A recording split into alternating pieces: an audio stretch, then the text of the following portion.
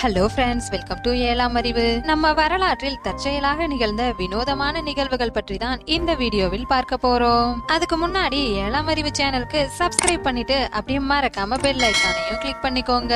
வரலாற்றில் ஒருவருக்கு நிகழ்ந்த ஒரு சில நிகழ்வுகள் அதே போல வேறு ஒருவருக்கு நிகழ்ந்திருக்கும், ஆனால் அது தற்செயலாக நடந்ததாக இருக்கும். அப்படிப்பட்ட ஒரு சில நிகழ்வுகள் பற்றி பார்க்கலாம் வாங்க. முதலாவதாக நெப்போலியன் மற்றும் ஹிட்லர். மாவீரன் நெப்போலியனுக்கும் கொடுங்கோல் ஆட்சி புரிந்த ஹிட்லருக்கும் என்ன சம்பந்தம் என்று நீங்கள் நினைக்கலாம். ஆனால் இவர்கள் இருவருக்கும் இடையே ஒரு சில விசித்திரமான நிகழ்வுகள் தற்செயலாக நிகழ்ந்துள்ளது. அவை: நெப்போலியன் 1760 பிறந்தார், ஹிட்லர் 1889 பிறந்தார். இருவருக்கும் இடையே உள்ள வயது வித்தியாசம் 129 ஆண்டுகள். 1804 நெப்போலியன் ஆட்சிக்கு வந்தார். 1933 ஹிட்லர் ஆட்சிக்கு வந்தார். ஆட்சிக்கு வரும்போது இருவருக்கும் இடையேயான கால வித்தியாசம் 129 ஆண்டுகள். நெப்போலியன் 1812 வியன்னாவுக்கு வந்தார். பின்பு அவர் தலைமையில் ரஷ்யா மீது தாக்குதல் நடத்தப்பட்டது. ஹிட்லர் 1941 ஆண்டு வியன்னாவுக்கு வந்தார். பின்பு இவர் தலைமையிலும் ரஷ்யா மீது தாக்குதல் நடத்தப்பட்டது.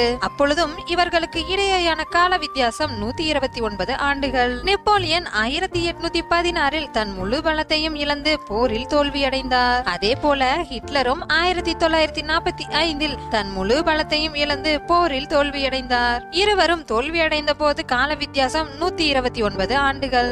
ஆக 44 வயதில் இருவரும் ஆட்சிக்கு வந்தனர். 52 வயதில் இருவரும் வியன்னாவுக்கு குடிபெயர்ந்து ரஷ்யாவை தாக்கினர். 56 வயதில் இருவரும் போரில் தோல்வியை தழுவினர். இந்த நிகழ்வுகள் எல்லாமே இருவருக்கும் ஒத்து போனாலும் அவை அனைத்துமே தற்செயலாக நிகழ்ந்தவை.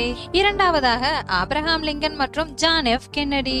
லிங்கன் ஜனாதிபதியான வருடம் 1860, கென்னடி ஜனாதிபதியான வருடம் 1960. இருவருக்கும் இடையே சரியாக 100 ஆண்டுகள் வித்தியாசம். இருவருமே நீக்ரோக்களின் விடுதலை சார்ந்த சிந்தனை உடையவர்கள். இருவருமே 30 வயது இருக்கும் போது 20 வயது கொண்ட பெண்களை மணந்து கொண்டவர்கள். இருவரின் மனைவிக்கும் வெள்ளை மாளிகையில் வாழும் பொழுதுதான் குழந்தை பிறந்தது. இருவரின் குழந்தையுமே பிறந்தவுடன் இறந்து விட்டது. லிங்கன் கென்னடி இருவருமே தலையின் பின்பகுதியில் சுடப்பட்டு பின்பு இறந்து போனார்கள். இருவருமே அமெரிக்காவின் தென் மாநிலத்தைச் சேர்ந்தவர்களால சுட்டுக் கொல்லப்பட்டார்கள்.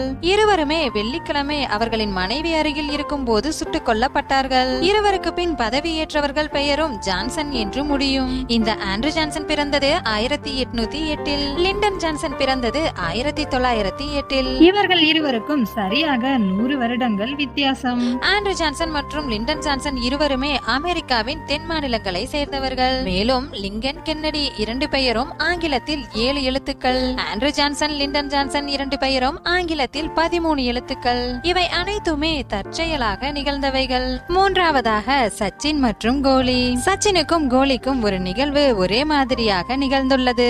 அது சச்சின் தனது 1000வது ரன்னை டிசம்பர் 28ஆம் தேதி மெல்போர்னில் நடந்த ஆஸ்திரேலியாவுக்கு எதிரான 5வது டெஸ்ட் போட்டியில் 19வது ஓவரில் தனது 26வது வயதில் அடித்தார். கோலியும் அதே போல சரியாக 15 ஆண்டுகள் கழித்து தனது 1000வது ரன்னை அதே டிசம்பர் 28ஆம் தேதி அதே மெல்போர்னில் நடந்த ஆஸ்திரேலியாவுக்கு எதிரான 5வது டெஸ்ட் போட்டியில் 19வது ஓவரில் தனது 26வது வயதில் அடித்தார். அப்போது இருவருமே MRF பேட் பயன்படுத்தி இருந்தனர். இந்த நிகழ்வு தற்செயலாக நிகழ்ந்தது என்றாலும் இது மிகவும் விசித்திரமாகவே உள்ளது.